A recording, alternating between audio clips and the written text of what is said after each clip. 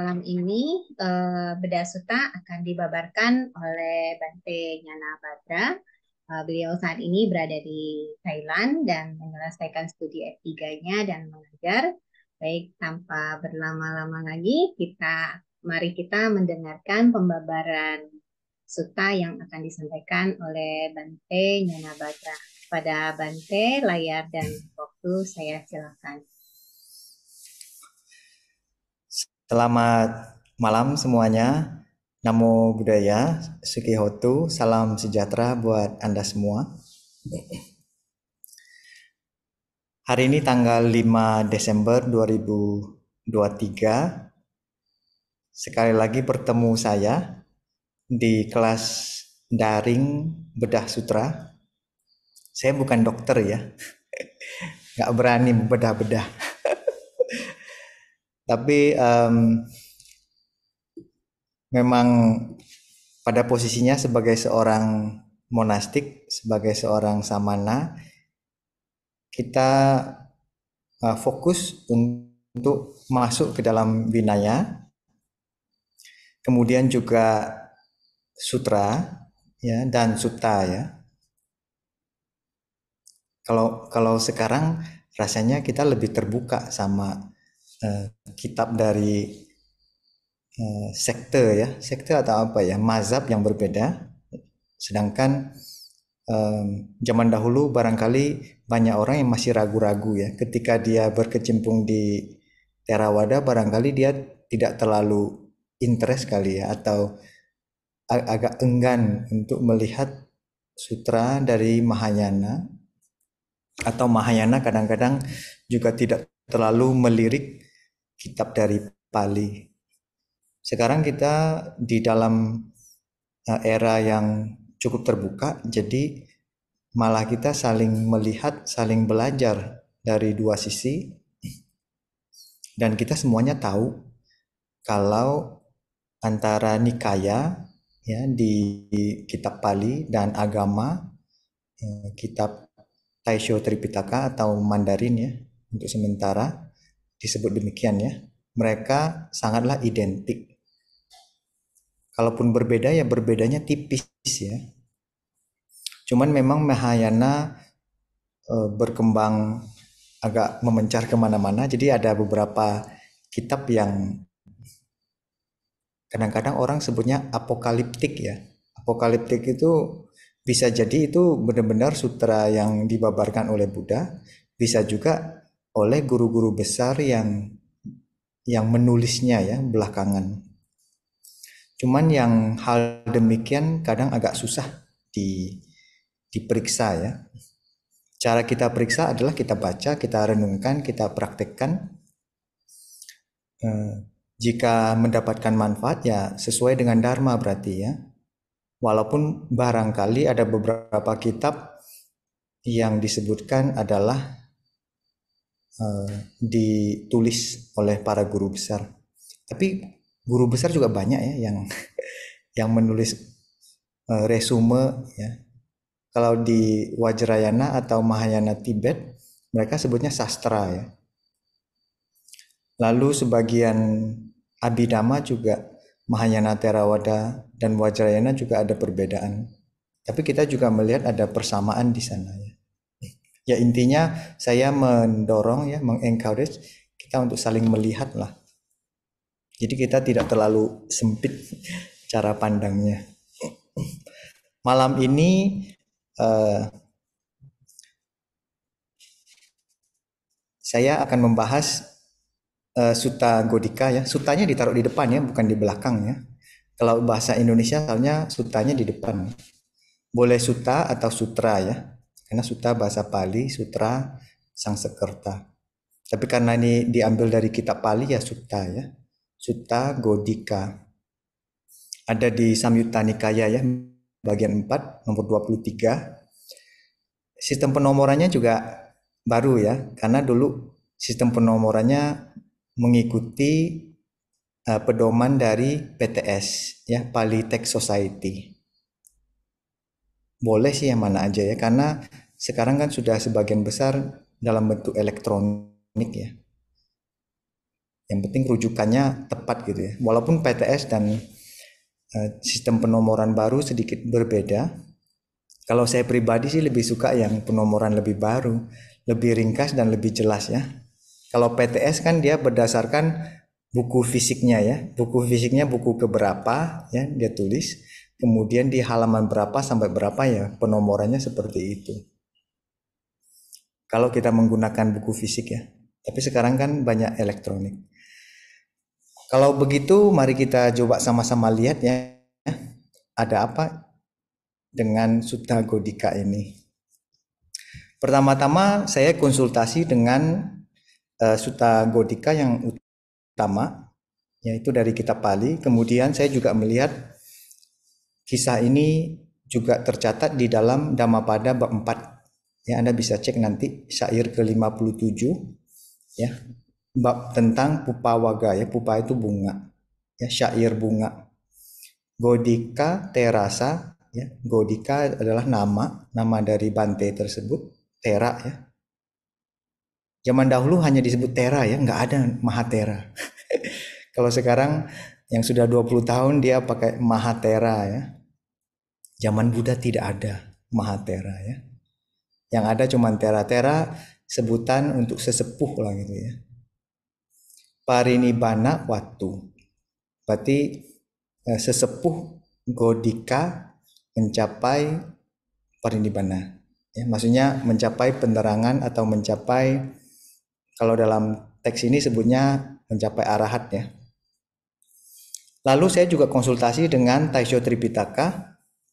Judulnya adalah Chu Te. Chu itu memohon. Te itu artinya adalah kebajikan, memohon kebajikan ya.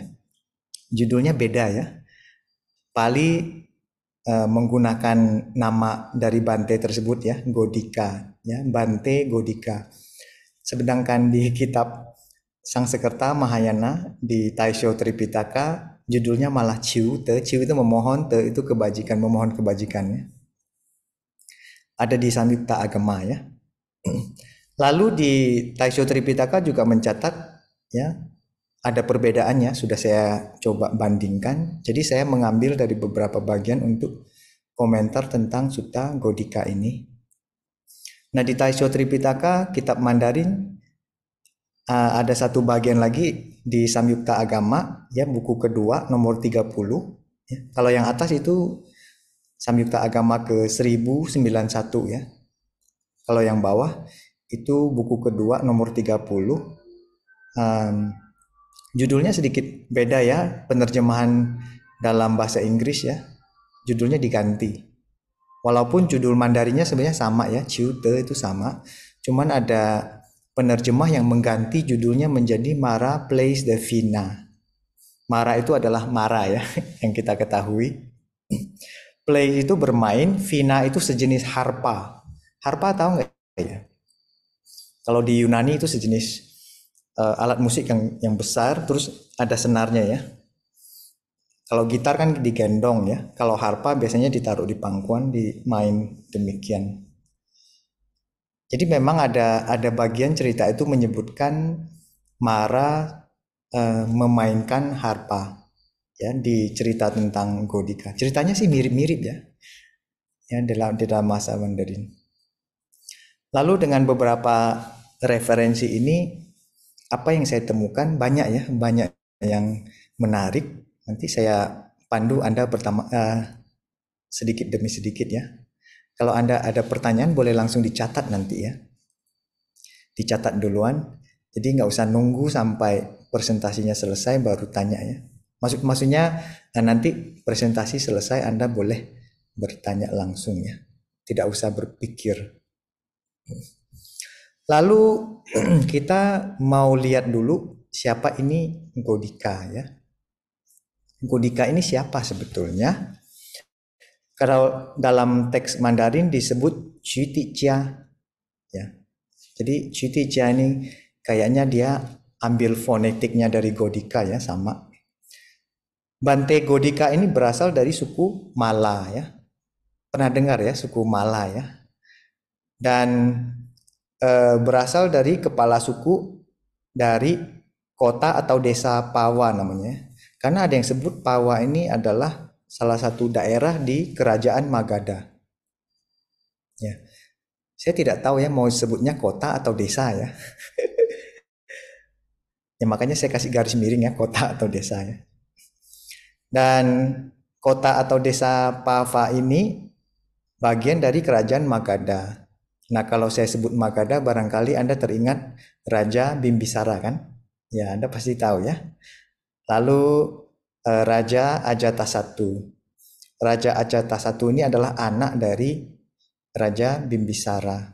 Ini ada cerita menarik ya antara Raja Bimbisara dan Raja Ajatasattu ya. Bahkan katanya Raja Ajatasattu ini membunuh secara tidak langsung ya ayahnya ya. Karena dikurung katanya, dikurung, tidak dikasih makan ya, membuat ayahnya Raja Bimbisara kelaparan sampai meninggal katanya ya. Lalu ada satu lagi raja yang namanya Asoka ya. Kalau Asoka sudah generasi agak jauh ya.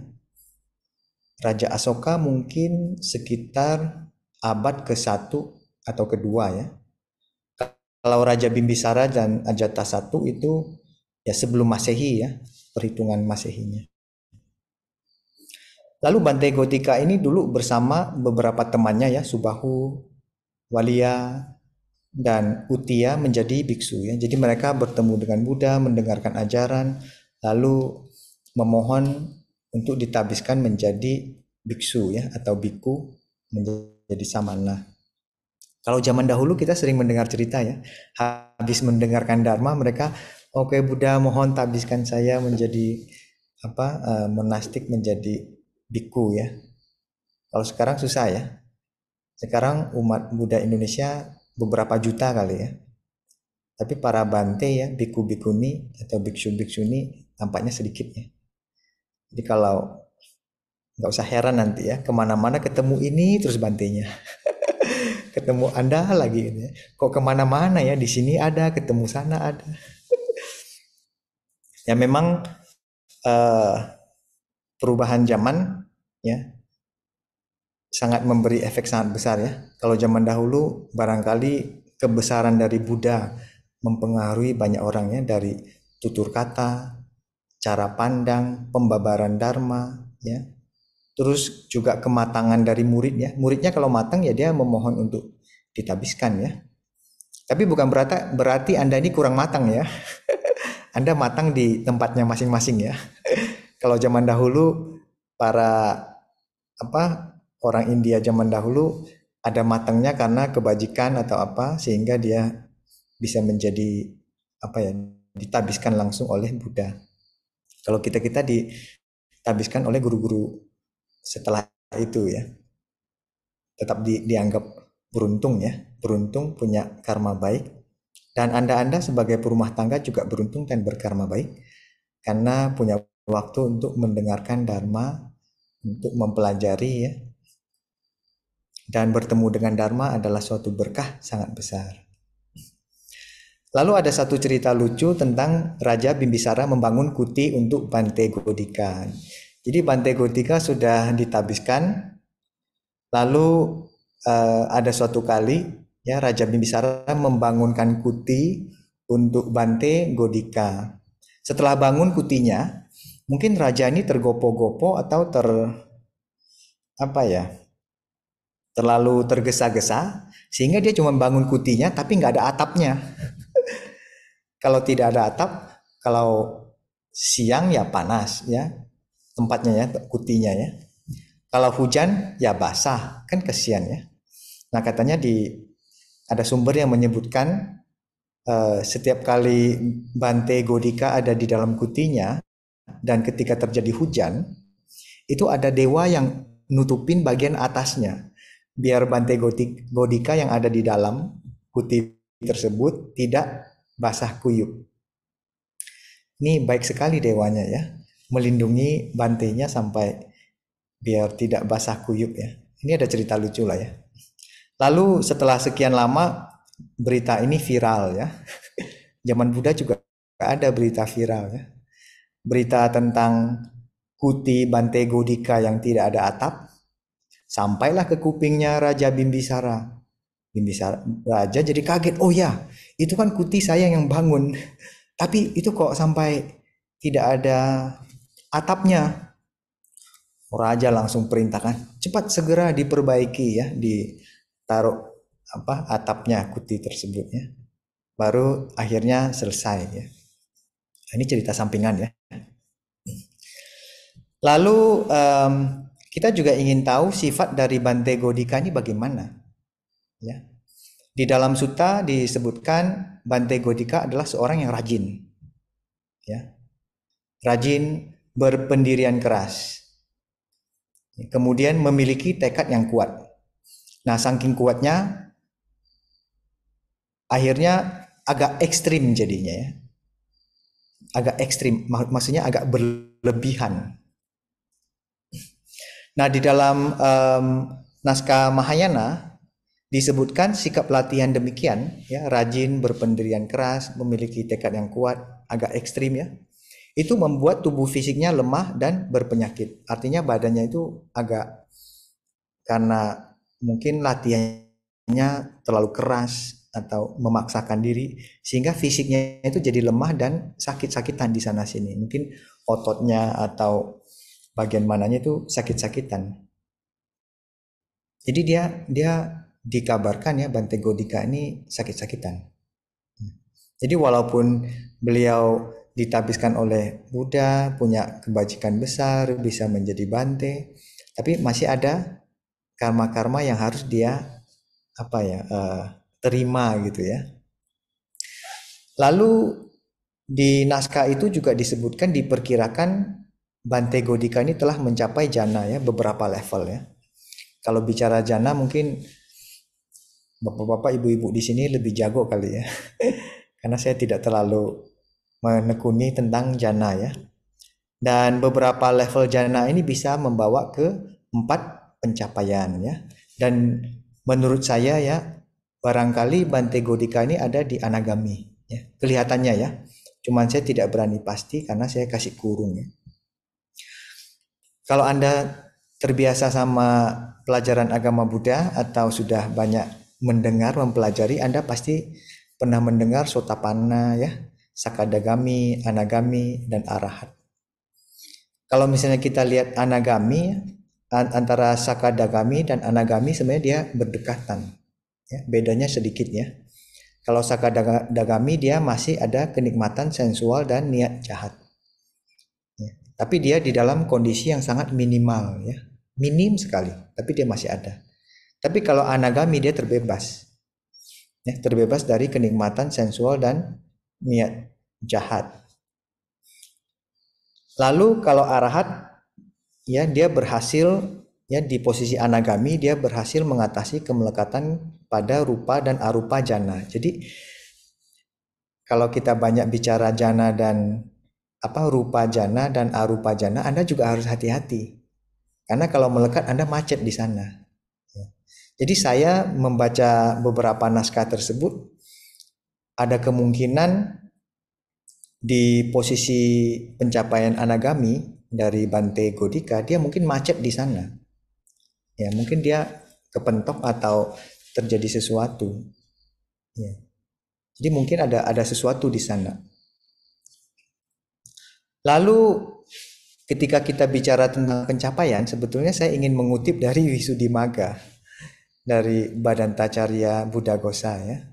Ini menarik sekali naskah ini ya. Dan di antara begitu banyak sastra ya, naskah yang ditulis, tampaknya Theravada hanya melahirkan satu naskah ini, atau satu atau dua naskah ya.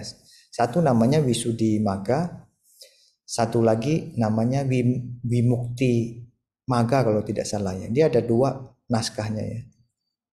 Ya berarti ada beberapa lah ya, bukan cuma satu ya. Jadi ada beberapa naskah karya yang ditulis ulang oleh guru besar ya. Dan Buddhaghosa ini di Thailand ya, tempat saya kuliah di Maha Chulalongkorn Raja Widyalaya University. Badantacarya Buddhaghosa ini sangat diagung-agungkan. Maksudnya ya, naskah yang beliau tulis ini memberi pengaruh besar ya bagi orang-orang Thailand. Mungkin juga bagi orang Sri Lanka Myanmar dan India kali ya. Karena dia dari silsilah Pali ya, Theravada. Nah, kalau di Wisuddhimagga disebutkan 7 jenis purifikasi ya. Ya, atau Wisudi ya. Wisudi itu purifikasi sebetulnya ya. Jadi purifikasi lewat pelaksanaan sila. Ya, purifikasi atau Wisudi melalui cita-cita pikiran ya.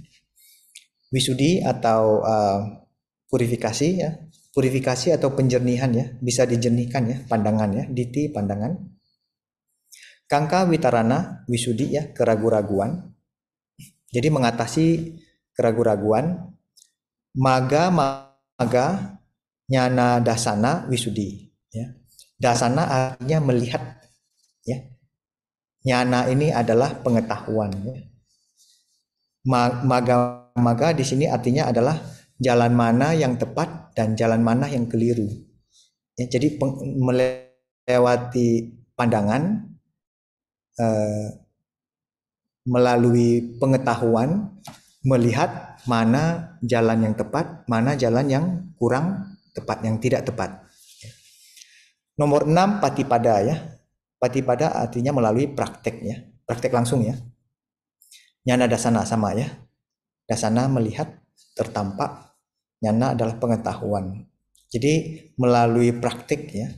Pengetahuan yang didapatkan melalui praktek, bukan dari baca. Nah, ini ada bedanya ya. Lalu nomor 7 adalah nyana dasana wisudi ya. Jadi purifikasi atau penjernihan lewat pengetahuan. Dan itu di bagian terakhir. Ya, kalau ditaruh di awal-awal banyak orang terjebak pada pengetahuan. Ya, jadi dia koleksi pengetahuan banyak sekali. Ditanya informasi tentang jana dia bisa jelaskan dengan lengkap. Tapi apakah dia praktek meditasi nanti dulu? Belum tentu ya. Karena memang ada orang yang hobi mengoleksi informasi saja. Dan koleksi informasi atau pengetahuan tentang dharma tidak akan menyelamatkan Anda. Yang bisa menyelamatkan Anda adalah prakteknya. Ya. Tapi praktek tanpa teori juga nggak bisa kan ya, atau informasi atau pengetahuan.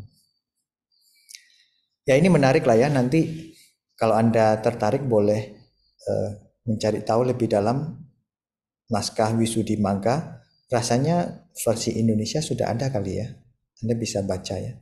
Cuman bukunya cukup tebal, dia banyak definisi ya, dia banyak pembagian ya. Bagus sekali sih ya menurut saya ya. Nah, ada yang menarik di Wisuddhimagga ya.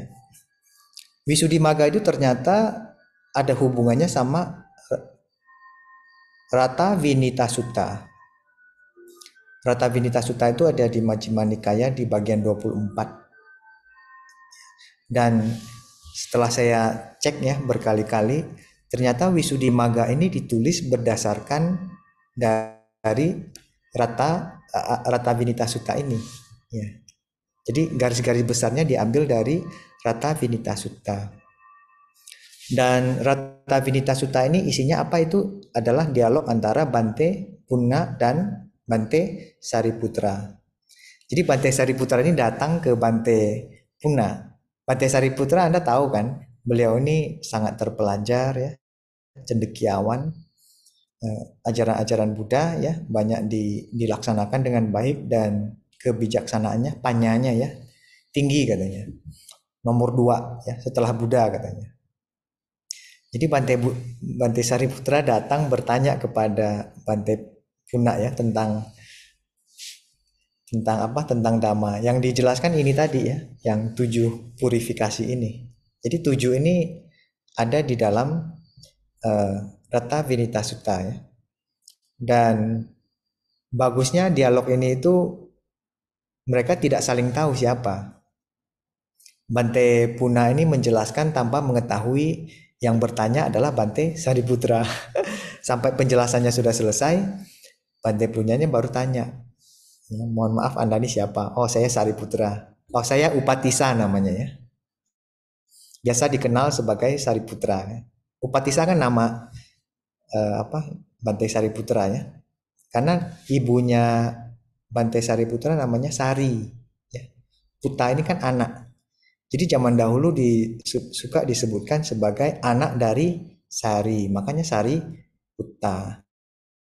Ya, contohnya kalau misalnya eh, ada orang yang namanya Ratna ya, jadi anaknya namanya adalah Ratna Putta.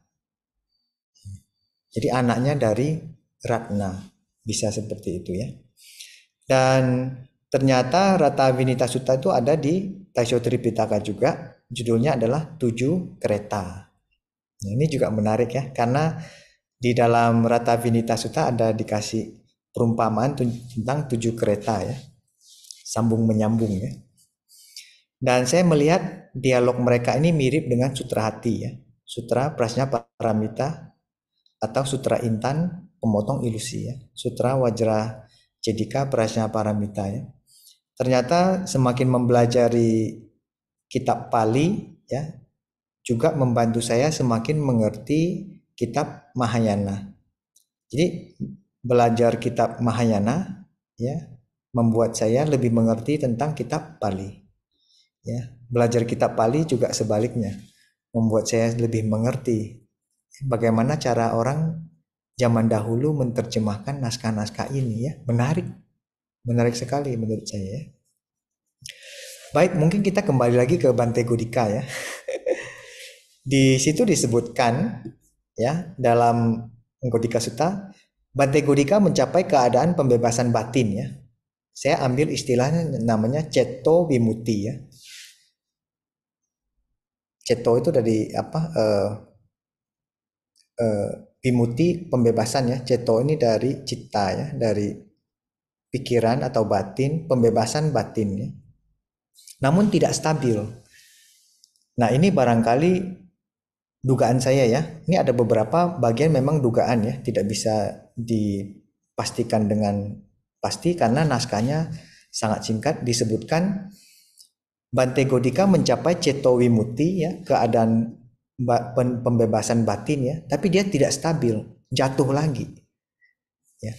Karena dia tidak stabil mengakibatkan beliau keluar dari keadaan itu sampai 6 kali.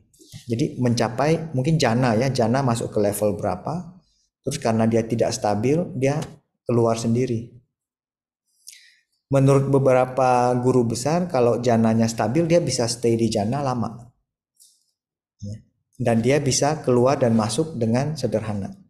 Jadi jana ini harus keluar dan masuk. Nggak bisa lama-lama di jana. Karena jana itu bukan pembebasan.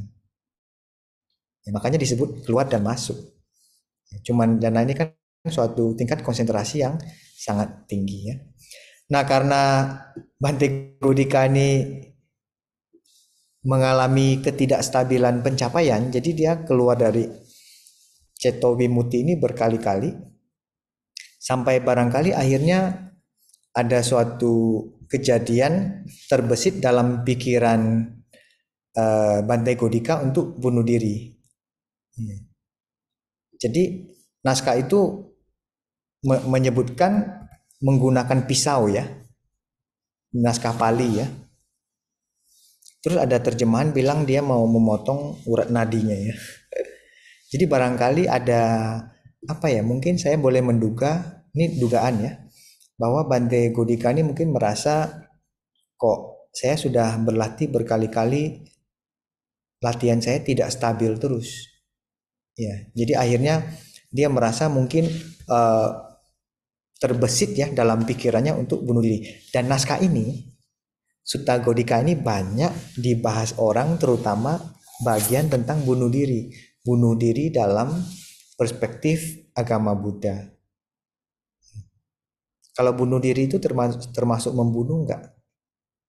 Ya membunuhlah, kan manusia yang dibunuh. Tapi kalau misalnya beberapa komentar guru besar katanya bunuh diri tidak termasuk pembunuhan yang disebutkan dalam Panatipata. Karena objeknya harus orang lain. Nggak boleh diri sendiri. Kalau diri sendiri artinya elemen pembunuhannya tidak lengkap. Jadi dia ada 4 elemen ya. Motivasinya seperti apa, mau membunuh, ya. Kemudian kilesanya seperti apa, alat pembunuhannya seperti apa, caranya ya. Kemudian yang dibunuh mati atau meninggal dunia. Jadi dia ada beberapa faktor ya. Jadi kalau faktornya nggak lengkap, dia tetap dikenakan tetap dalam kategori pembunuhan, tapi kekuatan karmanya tidak terlalu besar ya. Jadi dia ada pembunuhan itu juga ada perbedaannya ya. Contoh aja lah ya, contoh ada seekor nyamuk lalu hinggap di jidat saya. Secara refleks saya bunuh ya, itu juga tetap membunuh. Tapi saya tidak sengaja ya. Walaupun tidak sengaja tapi saya tetap membunuh loh. Membunuh seekor nyamuk ya. Ini contoh pertama. Contoh kedua adalah ketika nyamuknya yang tadi sama. Ini kenapa ada balon ya? Maaf ya, itu tadi saya tidak tahu apa. Jadi contoh kedua adalah ketika ada nyamuk lagi hinggap di dahi saya. Lalu dengan kebencian saya bilang, dasar kamu nyamuk ya, mau meminum darah saya ya. Jadi ada kebencian dalam diri saya, kilesannya, benci, kesal ya. Langsung saya tepuk. Nah, mati kamu ya dan sebagainya dengan segala macam umpatan ya. Nah, itu karmanya bisa lebih berat daripada yang pertama.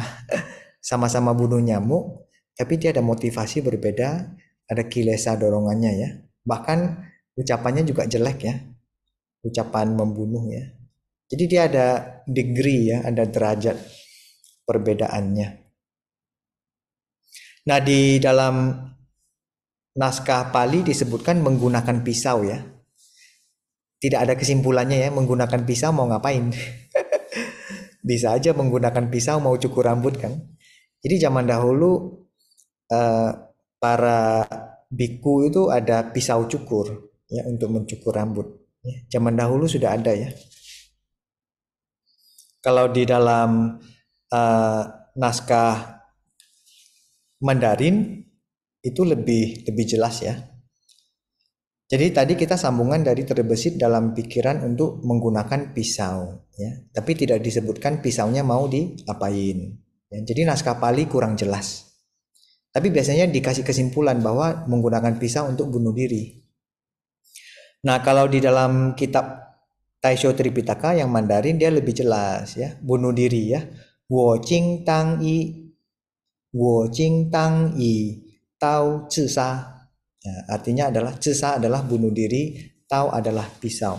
Sekarang saya akan menggunakan pisau atau pisau atau silet ya untuk bunuh diri ya. Naskah Mandarin sih lebih jelas ya, sebutnya bunuh diri. Lalu yang dipakai itu pisau atau silet atau apa ya? Karena biasanya silet ini mungkin yang lebih tipis ya, khusus dipakai untuk mencukur rambut. Untung ya dipakai silet ya atau pakai sesuatu untuk cukur rambut ya. Karena di India juga ada suatu tradisi yang namanya Jainisme ya. Katanya Jainisme ini lebih parah. Yaitu tradisinya adalah mencabut rambut. Rambutnya dicabut. Waduh, bisa berdarah-darah katanya. Ya. Untung agama Buddha ya. Buddha mengajarkan muridnya untuk cukur ya. Kalau enggak, wah gawat juga nih kalau rambut harus dicopot satu-satu. Tidak ada yang mau jadi biku nanti ya atau bikuni. Tapi ada loh ya praktik seperti ini di zaman dahulu. Lalu, nah, jadi ketika Bante Godika udah mengambil pisau bunuh diri, ya, seketika itu Mara ya, ada Mara juga ya. Mara mengetahui ya keinginan dari Bante Godika untuk mengakhiri hidupnya. Maka Mara segera pergi melapor kepada Buddha. Jadi Mara ini bilang kepada Buddha, Buddha itu ada muridmu yang namanya Godika mau bunuh diri. Ya, cepatlah Buddha ke sana untuk mencegahnya. Karena Mara tahu kalau Mara bicara mencegah Bante Godika, mungkin Bante Godikanya tidak mau dengar ya. Tapi kalau misalnya Buddha yang buka mulut yang meminta, barangkali Bante Godikanya mau dengar ya. Tapi terlambat ya. Walaupun Mara sudah cepat-cepat terbang ke Buddha, ya bilang ke Buddha, tapi juga terlambat ya. Nah ini kita bisa melihat ya Mara ini sebenarnya berbaik hati sebetulnya. Ya kan? Karena kita selalu mendapatkan informasi Mara ini jahat lah, kejam lah, dan sebagainya ya. Tapi dalam kasus ini, Mara ini berbaik hati memberitahu kepada Buddha untuk segera mencegah Bante Godika ya. Walaupun ya terlambat ya, dalam kisah itu disebutkan terlambat. Jadi saya sebutkan, jadi Mara itu tidak selalu dianggap jahat ya. Karena barangkali kita selalu sebut Mara itu jahat ya. Nah, dalam beberapa naskah disebutkan ada jenis-jenis Mara ya. Mara yang jenis pertama adalah Mara kematian ya, Macu Mara. Mara Pancaskanda ya. Pancaskanda dianggap sebagai Mara ya. Kematian dianggap sebagai Mara ya. Kanda Mara. Ada Kilesa yang dianggap sebagai Mara ya. Mara Kilesa ya, Kilesa Mara. Mara formasi mental ya, atau Sangkara Mara ya. Jadi Mara itu gak cuma satu loh ya. Jadi Sangkara disebut sebagai Mara juga ya, Kilesa juga disebut sebagai Mara ya, Kanda juga disebut Mara, Macu juga ya. Dan Mara yang sering kita temukan adalah Mara dalam bentuk makhluk halus yang menghalangi kemajuan spiritual di dunia ini ya. Nah itu namanya Dewa Puta Mara. Ada dewanya ya, anak dari dewa. Puta kan anak ya, anak dari dewa ya, Mara ini ya. Jadi Mara ini nggak cuman ya, mungkin Mara yang sering kita rujuk yang terakhir ini ya. Sedangkan di dalam kitab Mahayana juga disebutkan Mara dalam bentuk yang apa, jenis yang lain. Jadi hanya informasi tambahan buat Anda saja. Nah sekarang yang menjadi pertanyaan, apa yang dikatakan Mara kepada Buddha ya? Mara kan melapor ya. Lapor Buddha, itu murid Anda yang namanya Godika mau bunuh diri ya. Ini saya tulis dalam bahasa Inggris ya. Jadi Mara menyampaikan syair ini kepada Buddha ya. Anda yang diberkahi dengan kebijaksanaan, maha kebijaksanaan dan kekuatan besar. Ya, ini Mara memuji Buddha ya. Dengan kekuatan yang sangat besar, Anda telah mencapai pembebasan dalam Dharma. Begitu majestik ya, sinar menyinari segala penjuru. Saat ini murid Anda ya, Sawaka ya. Sawaka ini adalah murid ya. Sawaka artinya mendengar sebetulnya ya. Jadi semua arahat itu disebut sebagai sawaka. Sawaka itu mendengar. Jadi dia mencapai arahat dengan mendengar ajaran dari Buddha. Jadi Mara bilang, ada murid Anda sekarang ingin membunuh diri ya. Anda ya, Buddha ya, sebagai orang yang terhebat, terbaik di antara semua manusia, seharusnya segera pergi memberhentikan Godika ya, Bante Godika. Bagaimana dia yang menghargai ajaran Anda sekarang dalam proses mempraktikkan ajaran meditasi, kemudian kok tiba-tiba ingin bunuh diri. Jadi Mara bilang, Buddha adalah orang yang sangat luar biasa, tapi sekarang ada murid Anda mau bunuh diri. Mara bilang sebaiknya Buddha cepat-cepat pergi menyelamatkan Bante Godika. Ya. Lalu, nah saya sekarang mau mengutip dalam kitab Mandarin ya. Setelah Mara menyampaikan syairnya ya, memberitahu kepada Buddha apa yang dibalas oleh Buddha, Buddha membalas dengan nada kasih sayang. Nama Mara itu Poshin ya. Saya nggak tahu nih kenapa istilahnya demikian. Poshin itu adalah nama dari Mara tersebut ya. Poshin. Sudah saya terjemahkan ya. Anda adalah sahabat mereka yang tidak tulus. Ya, jadi Buddha bilang Mara ini adalah sahabat dari orang-orang yang tidak tulus. Ya, Anda melapor kepada saya hanyalah demi membuat kebisingan di telinga saja. Lucu ya. Buddha ini menyindir atau mau apalah gitu ya. Mungkin suatu dialog yang bagaimana ya, menarik ya. Jadi ada orang yang kayak bercakap-cakap membuat bisingan di telinga gitu ya. Bukan demi kebaikan biksu itu. Biksu ya, bukan bisku ya. Biksu ya. Biksu itu siapa? Bante Godika ya. Jadi Buddha bilang, Mara, Anda ini tidak tulus. Ya. Anda sebetulnya hanya mau bikin keributan saja di telinga saya katanya. Ya. Bukan demi kebaikan biksu tersebut ya. Mungkin Buddha ini bisa melihat tembus ya keisengan dari Mara ya. Jadi Mara ini juga iseng ya kayaknya ya. Tapi kalau dengan gesture seperti itu sebetulnya saya pribadi sih melihat Mara ini punya niat baik ya untuk melaporkan ya. Terserah sih mungkin dia ada agenda apa di dalamnya ya terserah dia, tapi minimal dia melapor kepada Buddha. Lalu Buddha membalas dengan nada kasih sayang lagi ya. Ini saya ambil dari kitab Pali ya. Demikianlah tindakan penuh keberanian. Tidak melekat pada kehidupan lagi. Mencabut semua akar tanha ya. Atau kemelekatan. Godika merealisasi nibbana. Jadi justru uh, walaupun Bante Godika bunuh diri. Tapi di situ disebutkan Bante Godika ini mencapai arahat. Mencapai tingkat kesucian terakhir di arahat tadi. Barangkali Anda akan berpikir, mengapa orang yang bunuh diri ya, Bante Godika yang bunuh diri dia tetap bisa mencapai arahat. Ya mungkin tadi yang saya bilang tadi, kenapa saya bilang barangkali Bante Godika itu ada di Anagami yang sudah dekat sama arahat. Ya. Ada beberapa penulis ya menyebutkan barangkali saat momen-momen terakhir bunuh diri dia tercerahkan di situ ya. Jadi ketika dia sudah tercerahkan kemudian bunuh diri ya tetap mencapai uh, kondisi arahat ya, kesucian arahat juga.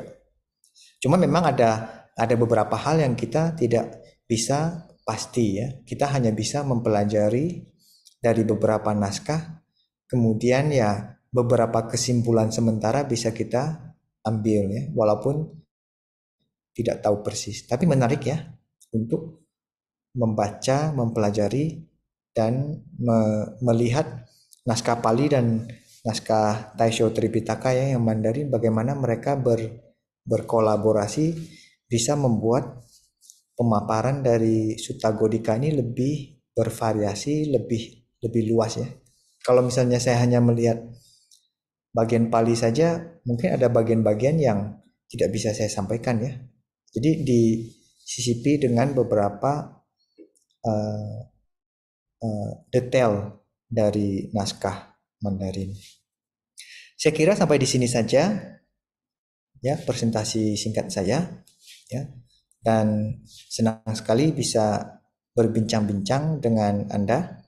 Barangkali kita boleh meluangkan beberapa waktu untuk diskusi.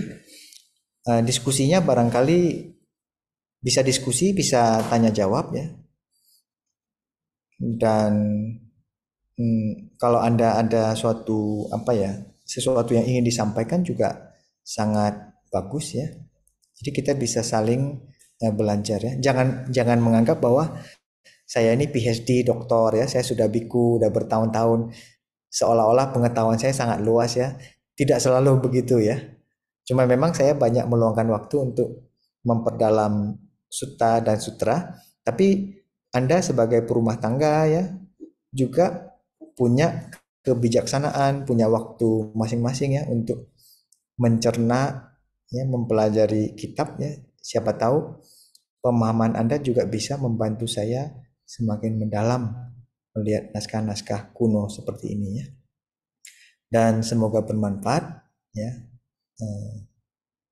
Terima kasih atas perhatian Anda. Namo Buddhaya, Sukihotu. Salam bahagia dan sejahtera buat Anda semua. Sadu. Terima kasih Bante atas pembubarannya. Di sini sudah ada satu pertanyaan Bante. Saya izin untuk membacakan. Ini dari saudari Lili Puspasari. Bante, maaf, apakah Mara itu adalah Bing atau sesuatu makhluk atau state of being yang atau sebuah kondisi pemikiran atau bisa kedua-duanya seperti itu Bante. Silakan Bante.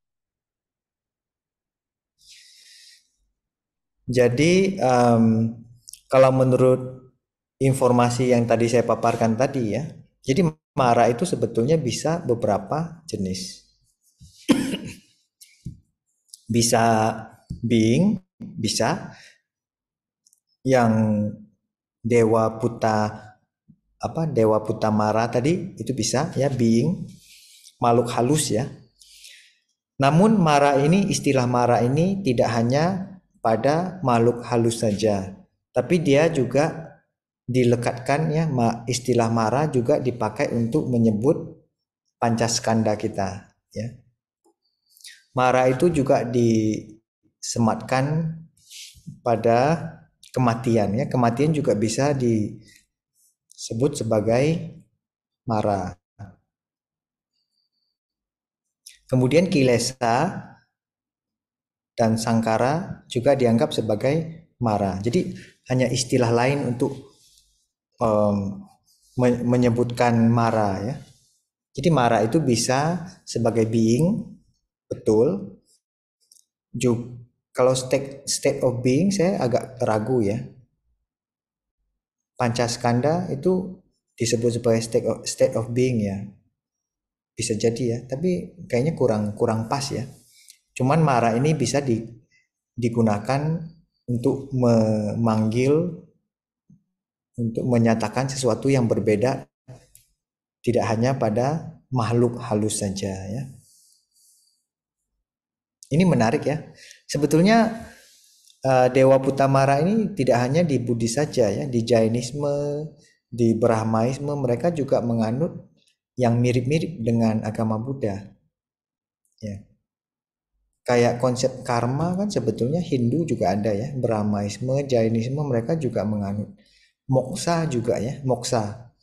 Moksa itu pembebasan ya.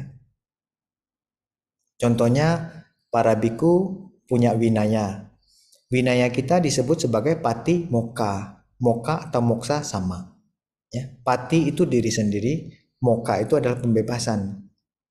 Jadi satu set aturan atau pedoman yang membantu para biku bikuni untuk membebaskan dirinya. Ya, pati diri sendiri, moka pembebasannya atau bahasa Sanskerta prati moksa. Ya, moksa kan sama dipakai oleh Hindu, Jainisme ya, Niganthanata Buddha, Samkhya dan sekte-sekte yang lain di zaman dahulu ya.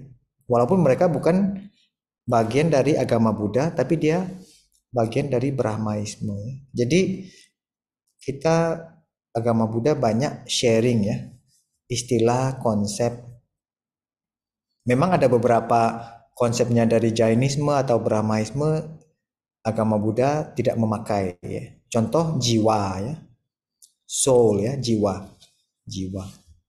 Nah, itu agama Buddha kan kita menyebutnya adalah anatta ya.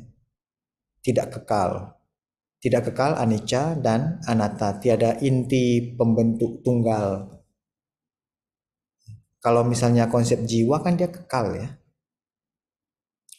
Sedangkan agama Buddha sendiri memaparkan segala sesuatu di dunia ini tidak ada yang kekal termasuk jiwa ya. Tapi mereka definisinya kekal ya sudah nggak apa-apa. Artinya Anda definisinya demikian. Agama Buddha kita tidak menganut paham seperti itu ya sudah nggak apa-apa gitu. Kita tidak bicara siapa benar siapa salah. Cuman ya kita beda pandangan aja tentang jiwa atau soul ya. Ya semoga menjawab ya untuk Lili Puspasari tadi. Sadu, sadu, sadu. Terima kasih Bante untuk penjelasannya. Di sini ada pertanyaan berikut Bante, saya izin bacakan. Malam Wandami Bante, pesan moral atau dhamma apa yang bisa diambil dari kisah Godika tersebut? Modana. Silakan Bante. Baik, barangkali Pak Harjoyo Cio ya juga boleh setelah mendengar pemaparan juga boleh ya sampaikan hal apa saja pesan moral apa saja ya. Silakan nanti boleh ditulis sendiri ya. Tapi kalau dari saya, pesan moral dari saya pertama sudah saya sampaikan ya, marah tidak selalu jahat ya. Pada Sutta Godika ini marah malah melapor kepada Buddha ya, minta Buddha untuk menolong Bante Godika ya agar tidak bunuh diri. Saya merasa ini ada satu sisi aspek lain ya. Jadi orang sejahat-jahatnya juga pasti ada baiknya. Jadi Anda jangan membungkus orang 100% orang jahat. Pembunuh serial terkejam sekalipun ada kasih sayang di dalam hatinya. Ya, jadi ini pesan yang menurut saya penting ya, salah satunya. Kemudian pesan lain adalah walaupun ada orang yang, walaupun kita tahu ada orang yang kurang tulus ya, contohnya mungkin Anda merasa ada teman yang kurang tulus bicara sama Anda tetap menghargai dia ya, jangan menghajar dia. Maksudnya seperti itu ya, tetap kita respect. Walaupun kita mau membalas, boleh tegas, ya tetap dengan nada kasih sayang persahabatannya. Tidak perlulah ya sampai mengejek-ngejek ya. Mengejek atau membuli atau sejenisnya. Ya ini salah satu apa ya hikmah yang bisa saya dapatkan ya. Karena Buddha tetap selalu dengan, walaupun Buddha mau ngomongnya keras, ya Buddha mungkin mau ngomongnya tegas, ya, tapi nadanya itu pasti masih nada persahabatan.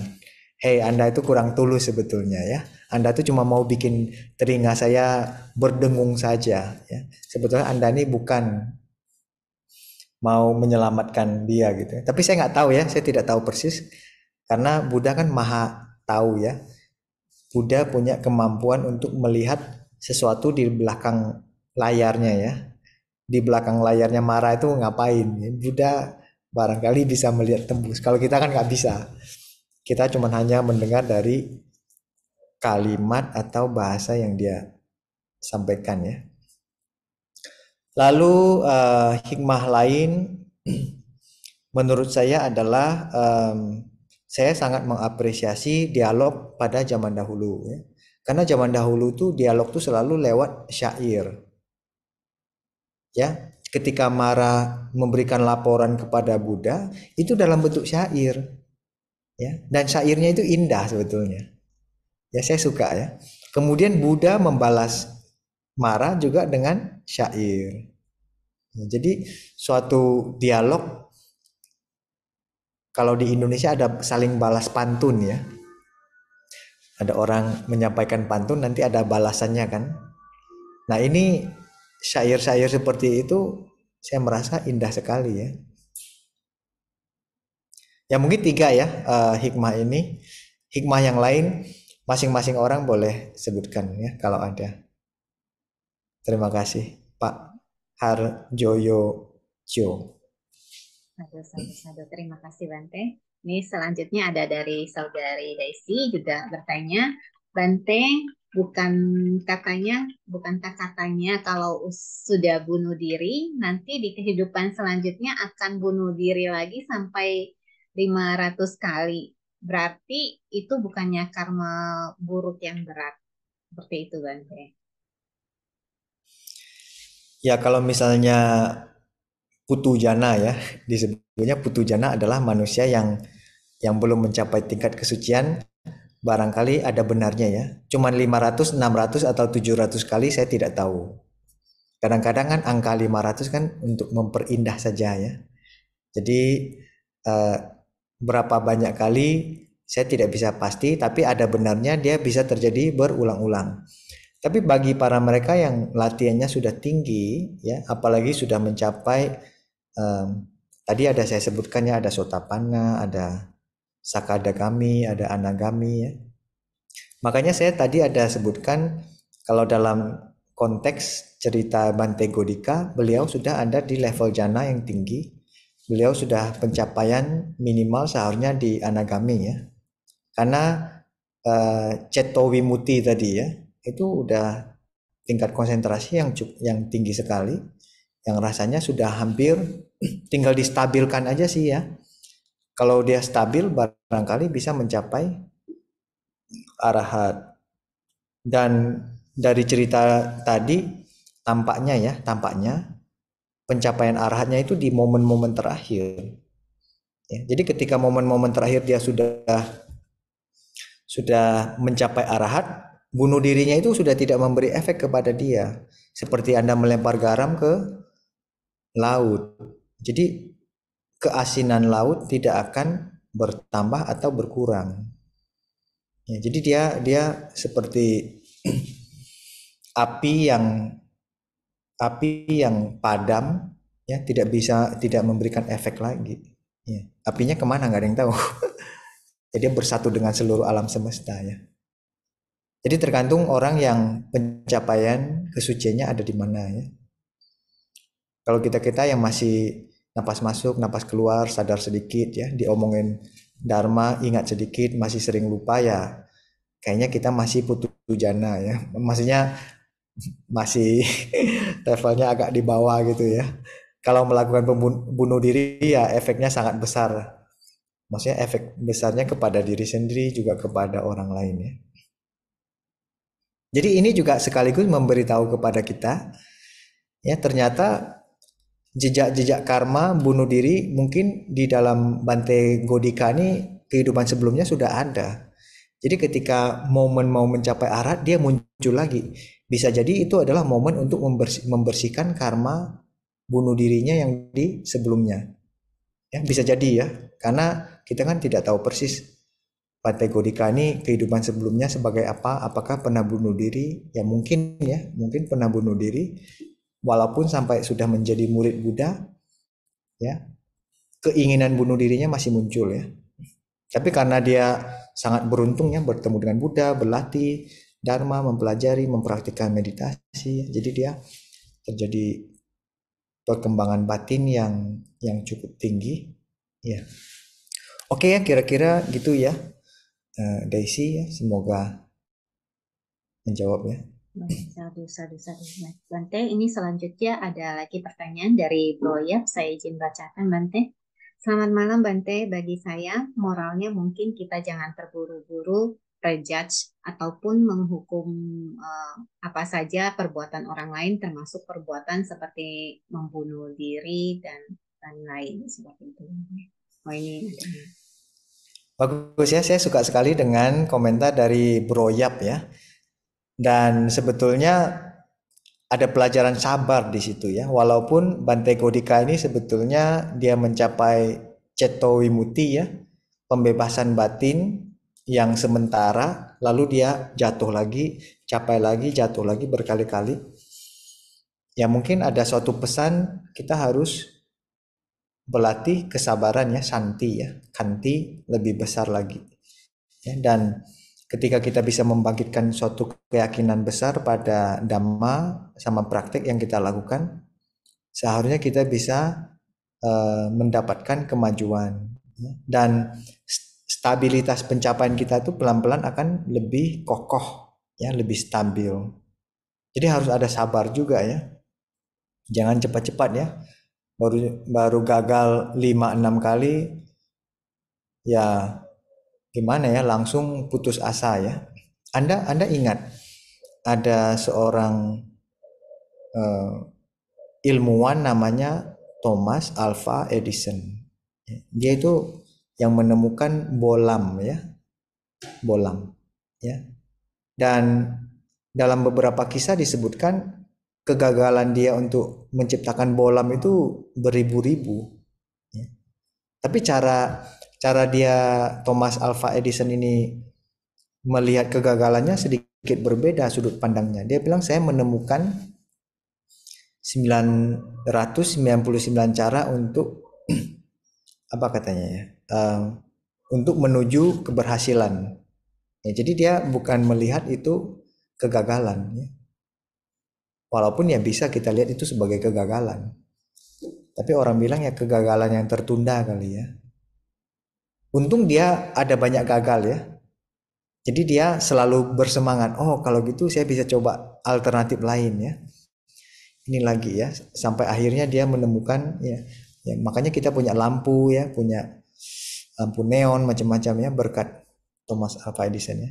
Coba bayangkan ya kalau ke 900 kali Thomas Alva Edison menyerah gitu kan. Ya barangkali kita nggak ada lampu sekarang ya. Atau Anda coba bayangkan ya, Siddhartha menurut kisah sejarah disebutkan meditasi praktek yang sangat keras sekitar 6 tahun ya, plus minus ya 6 tahun. Coba bayangkan tahun ketiga Siddhartha menyerah gitu kan. Nggak ada Buddha kita, nggak dapat Dharma gitu. Ya, dikatakan sekitar 6 tahun kan, 6 tahun plus minus ya. Kalau di tahun ketiga Siddhartha nyerah gitu. Kalau tahun ketiga beliau menyerah ya mungkin nggak ada Dharma yang kita dapatkan sekarang. Ya.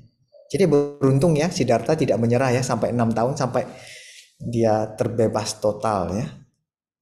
Bahkan diganggu sama Mara juga loh. Ya menurut kisah ya seperti itu.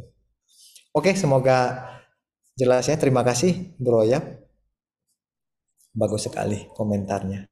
Aduh. Terima kasih, Bante. Silakan yang ingin bertanya langsung boleh langsung di unmute atau yang ingin berbagi juga boleh, silakan. Masih ada yang mau bertanya? Bante sambil menunggu ya Bante, saya penasaran dengan tadi ada yang di awal Bante mengatakan sutra memotong ilusi. Nah ini maksudnya seperti apa ini Bante? Ini sangat menarik ya. Sutra memotong ilusi. Silakan Bante. Pengertian. Umumnya disebut sebagai Sutra Intan ya. Sutra Intan ini juga dialog ya apa sutranya itu berbentuk dialog. Lalu di situ ada Subhuti ya. Dan percakapannya itu mirip dengan percakapan antara Bante Puna dan Bante Sariputta.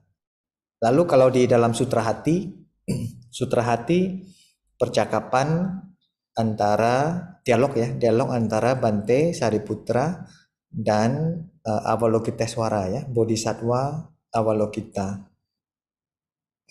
Jadi dia ada kemiripan saja. Karena dia menceritakan bahwa kosong itu seperti apa, sunyata ya. Sunyata itu seperti apa, kenapa disebut sunyata, istilahnya kenapa demikian, kenapa segala sesuatu di dunia ini tidak bisa berdiri sendiri ya. Segala sesuatu selalu bergantung kepada yang lain. Coba Anda cari di dunia ini apakah ada satu hal yang bisa berdiri sendiri tanpa tergantung pada yang lain. Tidak ada ya. Buddha sendiri harus bergantung pada dana makanan pindapata contohnya ya. Buddha tergantung pada air. Buddha tergantung pada oksigen ya. Ajaran Buddha bisa menyebar karena ada Buddha mengajarkan, kemudian ada murid yang melaksanakan, murid yang melanjutkan pembabarannya. Jadi malah dari kitab-kitab demikian bisa membantu kita melihat interkoneksi ya. Interkoneksi antara segala sesuatu di dunia ini. Ya. Theravada dan Mahayana ada koneksinya ya. Bahkan antara satu agama dan agama lain ada koneksinya, ada hubungannya ya. Kayak jaringan gitu ya. Jaringan yang sangat luas. Jadi semua itu membantu kita untuk mengerti diri sendiri, juga mengerti dunia ini. Kalau di dalam Wajah Cedika Sutra Intan Pemotong Ilusi itu intinya adalah jangan melekat pada kata-kata, jangan melekat pada istilah. Ya. Istilah bisa membantu, tapi jangan sampai melekat pada istilah. Ada orang ribut gara-gara istilah. Nggak benar itu Bante, istilahnya salah. Tapi yang Buddha pentingkan sebenarnya adalah pemahaman dan pengertiannya ya. Kadang istilahnya salah tapi dia bisa menunjukkan pemahaman yang tepat. Itu juga bisa. Ya, walaupun sebetulnya pada umumnya istilah salah bisa membuat keliru. Ya, tapi ada juga ya. Lalu ada kisah seperti beberapa kisah Zen menyebutkan ketika Anda sudah menyeberang sungai ya rakitnya jangan digotong gitu. Contohnya Anda ada di sebelah sini kan, Anda mau menyeberang sungai ke sebelah sini. Ya. Anda bikinkan rakit ya atau perahu, terus perahu atau rakit ini membantu Anda menyeberang ke sungai sebelah sana. Lalu karena Anda begitu melekat pada rakitnya, Anda gotong taruh di kepala kemana-mana ya. Jadi orang ketawain, ngapain kamu bawa gotong-gotongin rakit itu kemana-mana. Lebih baik kamu taruh di pinggir sungai tadi ya. Ya artinya seperti itu. Jangan melekat pada rakitnya. Bahkan itu jangan melekat pada dharma ya. Kalau Anda melekat pada dharma bahaya ya. Anda bisa jadi orang yang ekstrim, orang yang fanatik ya. Fanatik juga agak bahaya ya. Ada orang yang agak fanatik sama agama Buddha ya. Pingin debat aja sama orang terus. Kalau kita kan diskusi agar kita bisa sama-sama lebih paham, lebih mengerti tentang agama Buddha. Tapi dia selalu mau berdebat, ya, selalu mau membuktikan bahwa agama Buddha is the best di antara semua agama. Ya ribut dia sama teman-teman agama lain ya. Bahkan sama sesama sekte ya. Theravada ribut sama Mahayana, Mahayana ribut sama Vajrayana. Jadi akhirnya tukang ribut jadinya ya. Bukan itu ya. Jadi semua sutra hati, Wajracandika ya, dialog-dialog yang kita pelajari seharusnya menuju ke arah sana ya. Maksudnya semua sungai mengalir ke samudra ya. Sungai Theravada, sungai Mahayana, sungai Vajrayana itu mengalirnya ke samudra semua. Ketika airnya tiba di samudra rasanya cuma satu, asin. Nggak ada tiba-tiba Anda ciduk air samudra rasanya pedas gitu atau rasanya manis, kan nggak ada ya. Jadi semua itu menuju pembebasannya, rasa asin, rasa pembebasan. Oke, semoga sedikit membantu ya sharing tadi. Baik, baik. Sadu, sadu, sadu.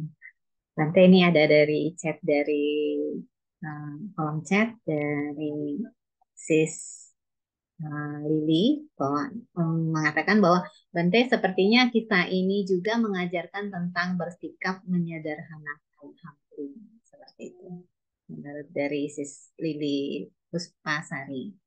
Terus di sini ada dari Pak Lim Tuan Lee. Saya izin bacakan Bante. Bante, kematian tidak sengaja akibat kemalangan terbabas kereta atau sudah sampai masa seperti lilin habis ditiup angin terpadam. Nah, ini Panatipata Weramani. Seperti itu dari Pak Tuan Lim. Memang kematian disebutkan ada beberapa hal umumnya ya. Yang pertama saya pernah baca disebutkan seperti sebatang lilin ya. Sebatang lilin yang sudah nyala. Lilin ini bisa padam, contohnya ada angin ya, tiba-tiba ada angin kencang tiup ya. Tapi kadang-kadang ada angin kencang, lilinnya tidak padam. Ya. Contohnya ada orang naik pesawat ya 100 orang. Pesawatnya nabrak ya.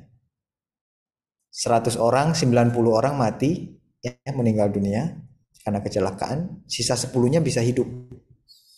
Padahal secara logika seharusnya mati semua karena terbakar dan sebagainya kan. Nah itu ada angin kencang yang bertiup tapi lilinnya nggak padam. Ya, tapi sebagian besar padam gitu kan. Itu karena kecelakaan ya.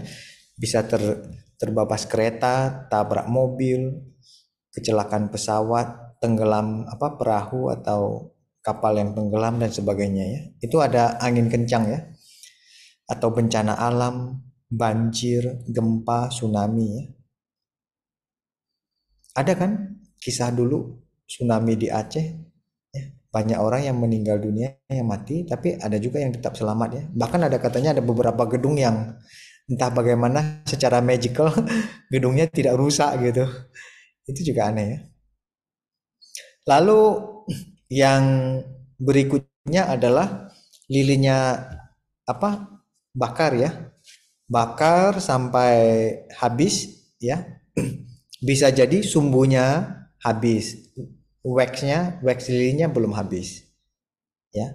Atau waxnya sudah habis duluan, sedangkan sumbunya masih belum habis, ya. Bisa jadi seperti itu. Jadi dia padam. Atau sumbunya habis, waxnya juga habis bersamaan.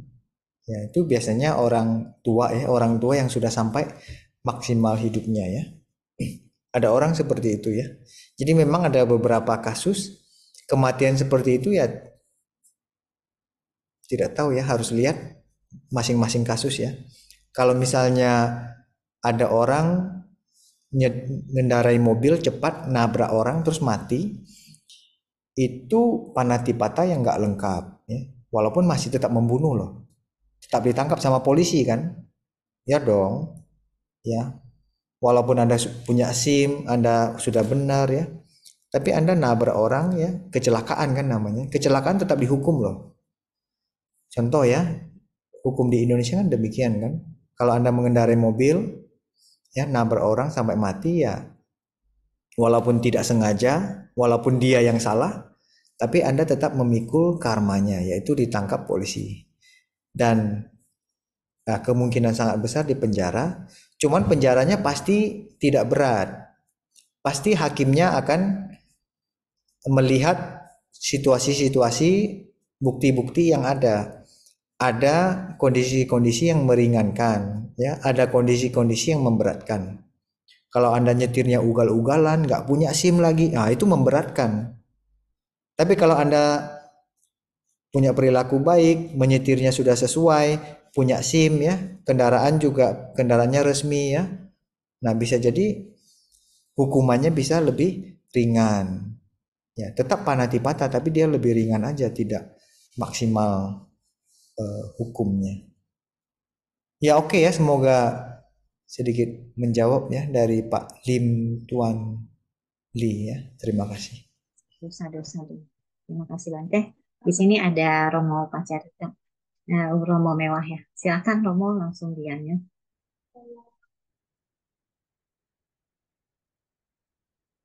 Suaranya nggak muncul. Ya, nggak muncul.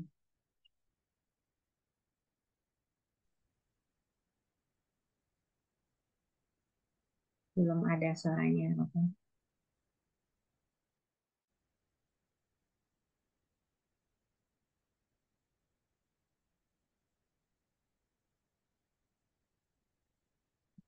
Pasang di kolom chat. Ya, baik. Nah, sambil menunggu diketik pertanyaannya, mungkin yang lain boleh silakan yang ingin bertanya atau menyampaikan sharing atau gimana, silakan. Mungkin Posutris, ya silakan. Terima kasih, Lucy. Malam Bante, ya, izin bertanya. Untuk di sutra tadi Ciuto itu apa ada keterangan ya yang menunjukkan Bante Godika ini sudah mencapai kesucian? Mungkin tadi kan Bante asumsikan anagami ya gitu ya. Soalnya kalau di teks Pali memang sepertinya di komentarnya disebutkan sih sepertinya belum gitu, sepertinya belum karena disebutkan beliau itu masih terjatuh dari jananya. Nah, karena terjatuh beliau uh, berpikir berpikir bahwa seseorang yang terjatuh dari jananya nggak stabil, dia tujuan kelahirannya tidak pasti gitu, tidak pasti. Nah, jadi bisa aja nanti habis meninggal ini alam kelahirannya bukan ke alam Brahma. Jadi kalau bahkan ke alam Brahma pun nggak pasti gitu ya. Tapi kalau beliau seorang anagami mungkin udah pasti kan ke alam Sudawasa gitu. Tapi ini kan dari sisi komentar. Nah, apakah dari sutra tadi ya yang agama itu, sutra tadi itu apakah ada petunjuk bahwa beliau ini sudah mencapai kesucian tertentu gitu? Masih Bang. Baik. Terima kasih pertanyaannya. Jadi hanya ada beberapa kisi-kisi yang ditemukan di sana, ya. Contoh di Pali disebutkan Ceto Wimuti, ya. Jadi Vimuti itu sendiri adalah suatu pembebasan. Jadi dia sudah bisa tidak bisa mempertahankan pembebasan batin ini terlalu lama. Ya.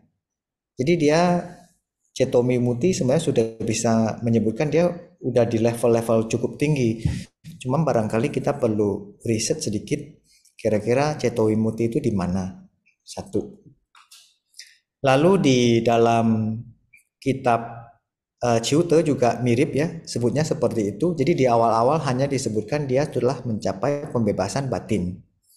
Ya, tidak secara detail menyebutkan. Nah, di kitab Mandarin dan Pali di akhir-akhir dideklarasikan oleh Buddha bahwa Bante Godika mencapai Nibbana.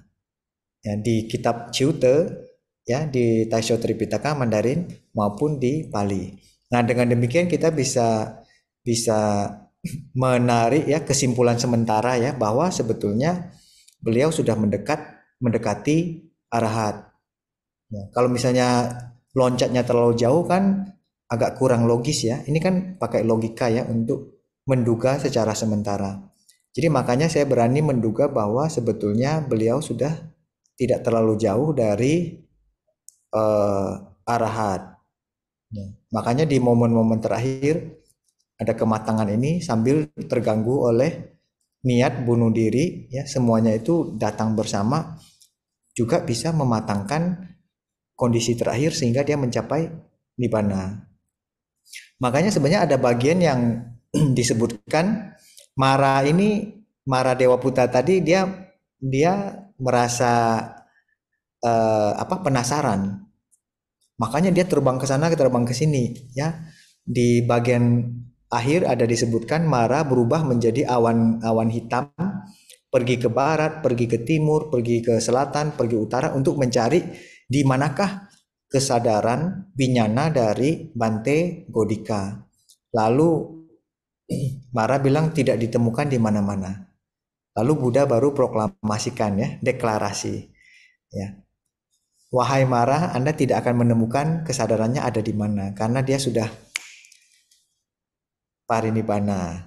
Ya, makanya Anda tidak menemukan. Nah, proklamasi atau deklarasi terakhir inilah yang sebetulnya memberikan kisi-kisi sebetulnya ya bahwa Bante Godika mencapai arahat ya atau disebut sebagai pencapaian parinibbana.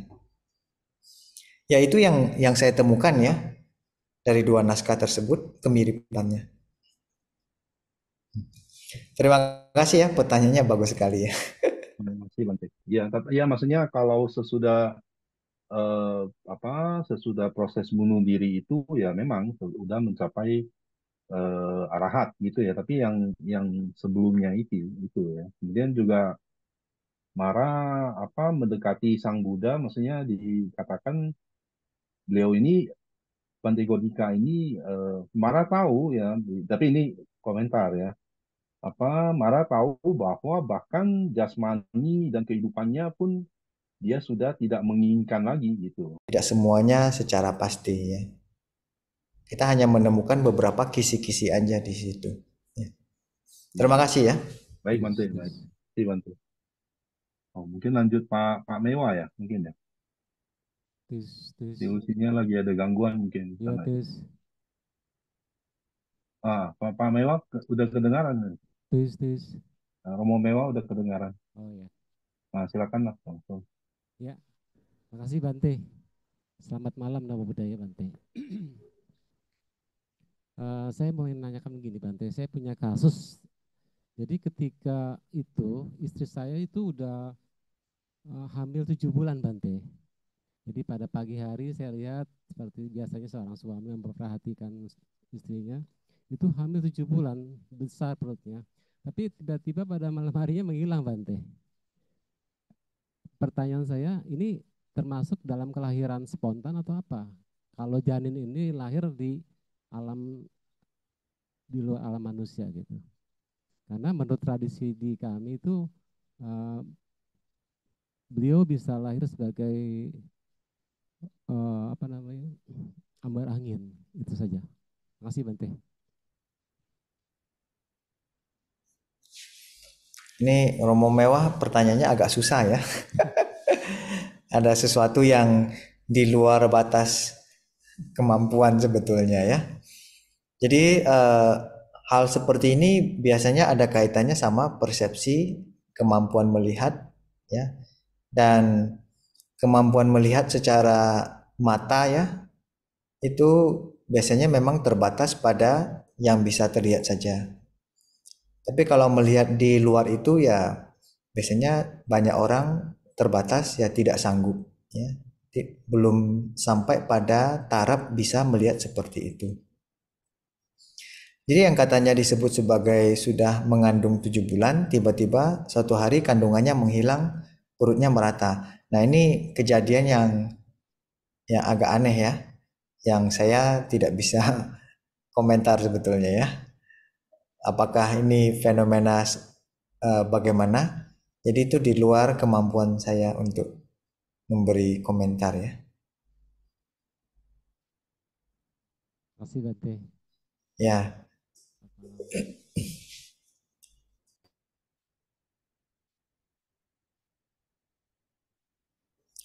Ini ada satu komentar lagi bagus dari Bro Yap ya menurut saya. Bante, satu lagi pendapat atau pandangan saya adalah tujuan Mara untuk mencegah kali ya Bante Godika dari bunuh diri supaya dia tidak dapat mencapai tingkat kesucian arahat. Bisa juga ya.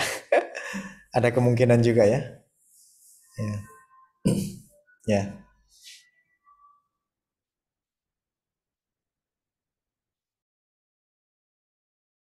Kayaknya ilusinya lagi ada gangguan ya Bante ya. Mungkin silakan teman-teman yang ingin bertanya langsung ke Bante, boleh silakan atau diketik.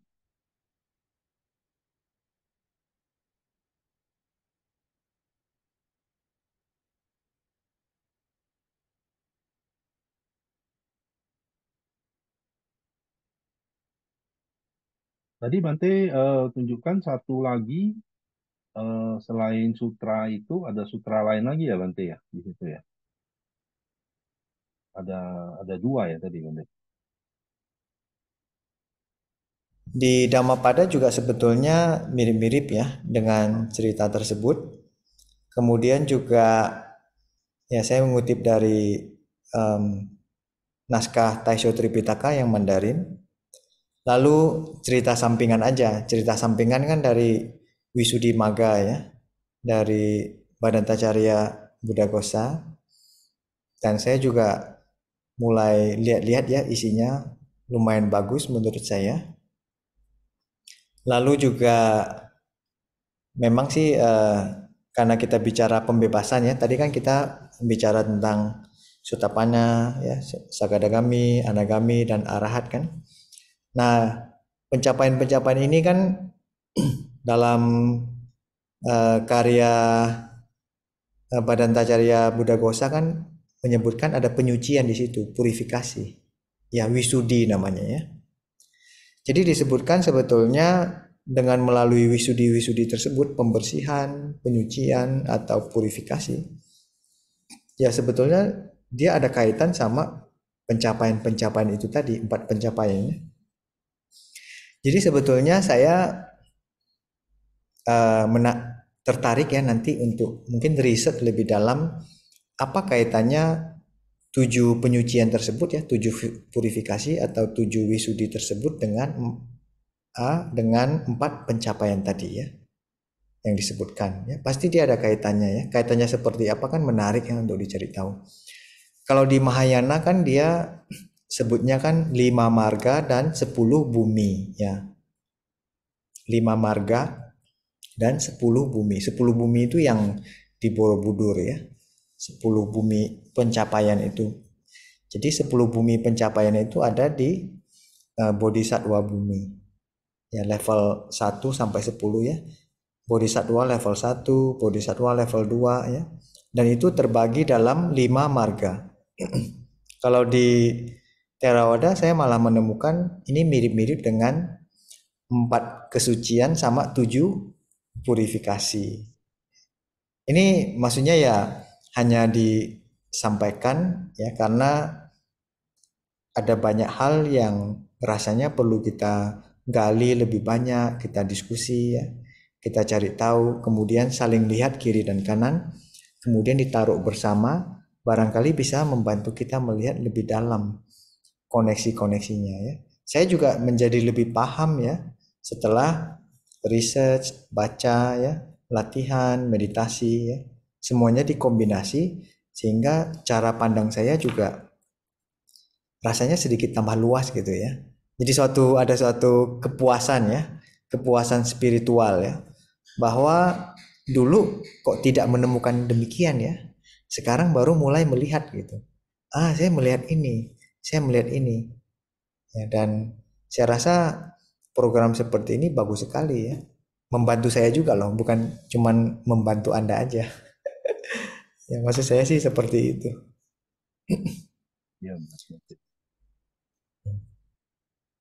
ya, sekarang kan ada juga yang sekarang dikomparasi ya Bante ya, yang dibikin oleh Diplopoli lah ya, Bante Analayo, terus apa? Jadi komparasi antara sutra agama dan suta Pali gitu ya. Jadi ya banyak ketemu juga. Jadi ada paragraf-paragraf yang di suta Pali itu nggak ada, tapi muncul di agama itu lebih lebih menjelaskan ya gitu ya. Terus dari terjemahan untuk kata-kata Palinya kadang-kadang kan susah karena kan banyak sinonim ya. Jadi tapi di agama dengan bahasa Mandarin kan lebih to the point bahasanya gitu ya. Ya, memang ya bermanfaat sih Bante kalau ada dipelajari dari apa Tripitaka dan Tipitakanya benar-benar bermanfaat. Ya benar ya, saya sangat setuju sama ini. Kemudian memang di dunia barat ya, di bule ya, Eropa atau Amerika cukup banyak ahli ya, ahli-ahli yang membedah ya, masuk ke dalam. Tapi dia tidak hanya cuman dari satu pintu ya, jadi dia dari beberapa pintu masuk ke dalam. Contohnya kayak Bante Analayo gitu, dia seharusnya sudah open gitu ya. Open tuh artinya dia menyerap dari kitab Sanskerta ya, Mandarin atau Pali ya. Bahkan dia sudah mulai komparasi ya. Lalu salah satu yang cukup rajin ya menurut saya ya adalah Bante Sujato. Dia kombinasikan, dia taruh, dia mulai sambung-sambungkan ya. Dan bahkan dia ada bikin terjemahannya sendiri ya. Dia contohnya di dunia barat ada Biku Bodhi yang sudah banyak menerjemahkan ya naskah-naskahnya. Saya juga sering baca. Jadi kadang-kadang saya membandingkan terjemahan dari Bante Sujato sama Biku Bodhi ya, atau Bante Bodhi. Jadi lihat istilah yang mereka pakai berbeda. Kemudian juga saya melihat interpretasi mereka juga ada perbedaannya ya. Jadi menarik melihat dua orang scholar ya, dua orang cendekiawan ini memaknai naskah yang sama. Dan kadang-kadang struktur bahasanya juga agak berbeda ya. Karena kita ini kan bahasa ibu kita kan bukan Inggris ya. Bagi mereka yang terbiasa dengan membaca naskah Inggris, tapi kita kan bukan orang yang memiliki bahasa ibu Inggris. Jadi interpretasi kita itu tidak selalu sesuai dengan apa yang mereka maksudkan. Karena dia ketika dia menulis dia membawa gaya, contohnya gaya Australia, gaya Amerika ya, gaya Eropa ya. Anda lihat ya, saya lihat beberapa naskah yang diterjemahkan sama orang Eropa sama Amerika, dia terjadi perbedaan yang cukup mendasar ya. Karena barangkali Eropa lebih terpengaruh oleh sistemnya British ya. Kemudian Amerika ya American English ya. Lalu Australian English juga dia ada bedanya gitu. Ya, jadi sebetulnya kadang-kadang juga tergantung preferensi ya. Kadang-kadang saya mulai baca pasti baca terjemahan dari Biku Bodhi duluan. Karena naskah yang dia terjemahkan sudah lama dan menurut saya beliau ini Bante yang senior ya. Biku Bodhi tahu ya. Ya. Jadi setiap kali ketika saya baca naskahnya saya merasa wah ini bikin saya mengerti. Ya, maksudnya bahasa yang dia pakai itu lebih mudah dimengerti oleh saya. Kalau Bante Sujato dia menarik ya, dia pakai istilah-istilah yang lebih baru. Ketika baca saya merasa aneh ya. Contoh Bante Sujato menggunakan istilah sabat ya. Sabat itu kan istilahnya orang Kristen. Jadi ketika baca, oh ini ada nuansa Kristennya, tapi saya tidak mendiskriminasi loh ya. Cuman saya merasa ini menarik karena beliau mencoba memasukkan istilah-istilah lain ya. Sabat itu kan istilahnya Kristiani ya. Tapi ketika sabat itu ditaruh di situ, pertama saya merasa diskriminasi terhadap istilah itu. Lama-lama saya baca, oh sabat ini ternyata bisa masuk juga karena konteksnya itu ya. Jadi lama-lama saya merasa, oh jangan terlalu diskriminasi ya. Jangan anggap itu istilahnya hanya milik Kristen. Contoh dulu ketika kita bikin meditasi, program meditasi, lalu kita coba menggunakan istilah retreat. Lalu banyak kalangan Buddhis bilang, nih Bante kok apa ya niru-niru orang Kristiani katanya kan. Lalu saya mencoba menjelaskan retreat itu sebetulnya istilahnya umum ya. Memang banyak digunakan oleh teman-teman Katolik atau Kristen ya. Sehingga istilah itu nempel pada mereka. Jadi istilah yang umum ini seharusnya boleh dipakai semua orang. Anda saja yang kurang pengetahuan ya. Yang Anda hanya mendapat informasi bahwa istilah retreat ini punya orang Katolik atau Kristen. Tapi kalau Anda mainnya lebih jauh, dia seharusnya akan tahu bahwa istilah tersebut juga dipakai secara umum ya. Tapi memang ada beberapa istilah Buddhis yang lebih Buddhis ya pemakaiannya ya. Contohnya karma gitu kan. Kalau karma didengar oleh umat Buddha, dia langsung tahu karma itu apa. Tapi orang lain yang menyebut karma itu negatif sekali. Karma kamu katanya kan. Padahal karma artinya aksi ya, atau perbuatan. Tapi orang lain yang tidak mengerti Buddhis, karma menjadi suatu istilah yang negatif. Artinya adalah suatu akibat buruk. Padahal kalau dalam perspektif Buddhis ya karma itu ada kusala karma ya, ada akusala juga. Yang dia maksud adalah akusala barangkali ya, atau mungkin wipakanya ya, atau kematangannya, atau karma buruk yang matang sehingga dia dapat kecelakaan atau dapat sesuatu ya. Tapi dia hanya menggunakan istilah karma. Jadi karma itu jadi negatif. Padahal kan tidak ya. Banyak lah ya yang seperti ini rasanya semakin kita bahas seperti ini rasanya kita semakin hari bisa semakin mendalam dan semakin mengerti ya.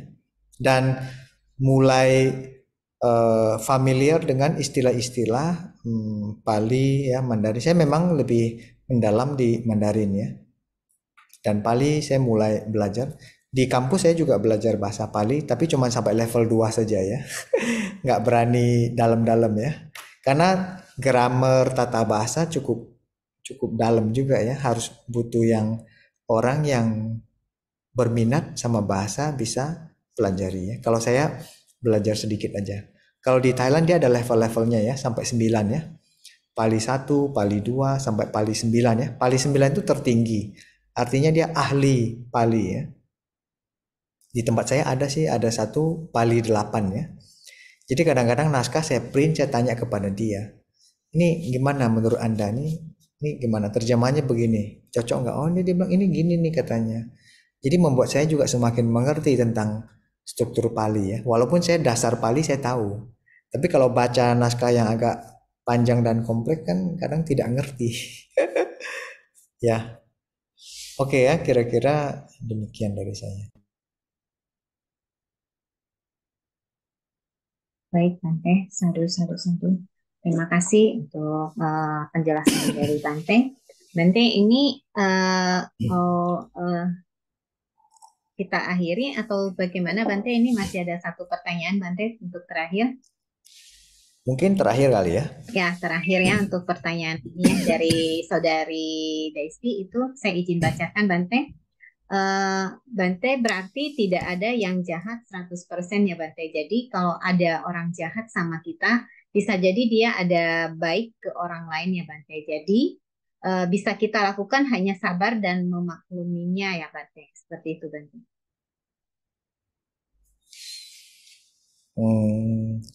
Kalau menurut pemahaman saya, manusia itu kan campuran, ya tidak ada yang betul-betul murni ya. Kalau misalnya saya bilang saya murni Indonesia, enggak. Ini nasi yang saya makan dari Thailand ini. Jadi saya sudah ada campuran Thailand sekarang. Saya pernah lama di Perancis ya. Baget yang saya makan itu saya ada campuran Perancis dalam diri saya. Saya ke Vietnam berkali-kali ya. Saya makan pho, makan mie di sana. Jadi secara fisik, secara mental kita ini semuanya campuran. Contoh saya dari etnis Tionghoa ya. Saya banyak dekat sama etnis Melayu. Jadi dalam diri saya juga ada campuran Melayu. Ya, saya lahir di Indonesia, ya. Saya makan makanan Indonesia tercampur, ya. Tionghoa saya juga tidak bisa dibilang 100%. Ya, jadi itu dari sistem yang bisa kita lihat. Lalu alam pikiran, batin, ya, perasaan semuanya juga campur-campur ya. Dan saya sangat yakin kalau dalam tradisi Buddhis sebutnya kita memiliki semua benih-benih itu, ya. Benih kebaikan kita punya, benih kejahatan kita juga punya. Tinggal sekarang kita lebih banyak beri makan yang mana, ya. Kalau kita sering nonton film yang banyak kekerasan, ya kita menyirami benih-benih kekerasan, ya dia muncul, ya. Kalau kita sering menghadiri kebaktian atau liamkeng, baca sutra, mendengarkan dharma, benih-benih kebaikan kita ini banyak yang tumbuh, tersirami, dia menjadi kuat. Ya, contohnya hari ini kita mendiskusikan tentang Sutta Godika ini ya, walaupun dia bercerita tentang bunuh diri, tapi ternyata begitu banyak aspek yang sudut yang bisa kita lihat ya. Kalau kita cuma baca sekilas, kesimpulan kita adalah oh ini sutta tentang bunuh diri nih, nggak usah dibaca ya. Tapi kita dipresentasikan dengan cara demikian, ternyata sisi baiknya banyak sekali ya. Banyak juga yang tadi menyampaikan ya, hikmah yang didapatkan dari diskusi seperti ini ya, presentasi seperti ini bagus sekali. Jadi saya secara pribadi setelah mempelajari agama Buddha sekian lama, saya sangat yakin semua orang punya benih baik, benih kurang baiknya juga ada ya. Kita namanya bija ya, bija itu biji atau benih ya. Kita punya kusala bija, kita juga punya akusala ya. Kalau bahasa Mandarinnya itu adalah sanken ya. Ken itu akar ya. Sanken sama apa? Pusanken. San itu baik ya atau bajik ya. San itu bajik. Jadi kita punya lengkap. Kita punya kebencian ya. Kita punya kemarahan punya. Kita punya stres, benih stres punya. Kita benih meta punya ya, benih karuna punya ya, benih mudita juga punya. Cuman seberapa besar, seberapa kuat benih-benih ini dan seberapa sering dia muncul. Nah, itu dia perbedaannya ya. Jadi menurut saya sih kita adalah campur-campur ya, punya semua benih itu. Sejahat-jahatnya orang ya ada kebaikannya juga. Sebaik-baiknya orang juga ada jahatnya ya. Kecuali Buddha lah ya. Buddha mungkin sedikit berbeda ya, karena disebutkan dia suci gitu ya, suci, terang dan jernih gitu ya, tidak kotor sama sekali. Kalau menurut saya sih, saya yakin ya bahwa Buddha ini murni ya. Cuman belum capai Buddha ya, jadi nggak tahu persis ya. Hanya berdasarkan beberapa definisi kitab sama penjelasan saja ya. Tapi kita kan menuju ke arah sana ya, ke purifikasi, wisudi, penjernihan, pemurnian secara pelan-pelan ya. Oke, demikian, semoga sedikit membantu ya. Saya rasa cukup ya, ini yang terakhir. Ya, baik Bante, sadu. Terima kasih Bante untuk pembabaran malam hari ini. Sebelum kita akhiri kelas, mungkin ada pesan Bante buat kita sebelum sesi ditutup. Silakan Bante.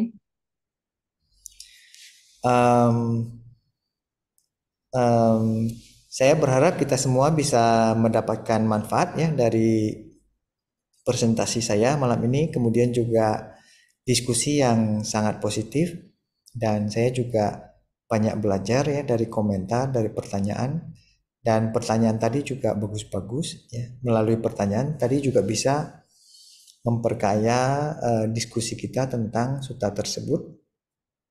Lalu walaupun sutta ini sangat identik dengan topik bunuh diri, ternyata kita bisa membahas Sutta Godika ini dari perspektif yang sedikit berbeda dan tidak terlalu fokus pada bunuh dirinya. Ya, walaupun memang ada bagian yang menjelaskan tentang bunuh diri. Lalu beberapa karakter sampingan ya, seperti marah ya, seperti bagaimana Buddha membalas ya informasi ya, pengucapan dan penyampaian. Kemudian beberapa kisi-kisi yang bisa kita telusuri membantu kita semakin mengerti aspek-aspek lain dari sutta tersebut. Kemudian juga membantu kita mengapresiasi ya.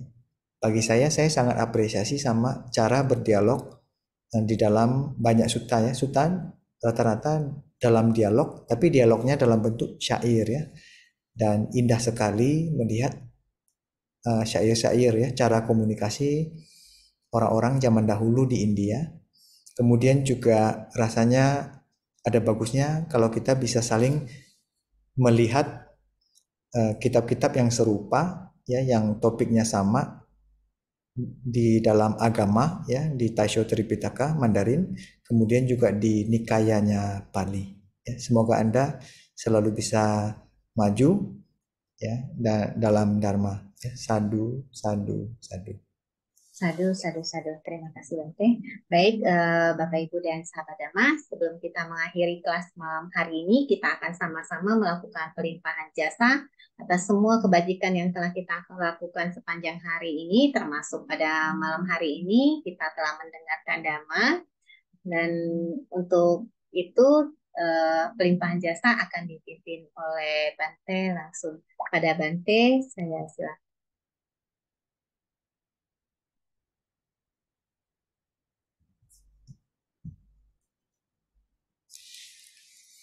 Mari kita beranjali semuanya. Semoga kita semua berada dalam kondisi damai, tenang, dan bahagia. Semoga Dharma yang telah kita dengarkan, yang telah kita diskusikan, memberikan semangat besar buat semuanya. Semoga kita selalu rajin dan semangat dalam pelatihan Dharma dan mengerti Dharma secara mendalam, agar apa yang kita pelajari bisa diterapkan dalam sehari-hari, kemudian menumbuhkan benih-benih baik, metta, karuna, mudita, dan upeka, sampai kita mencapai pembebasan. Sabbe satta bhavantu sukhitata, semoga semua makhluk berbahagia. Sadu, sadu, sadu.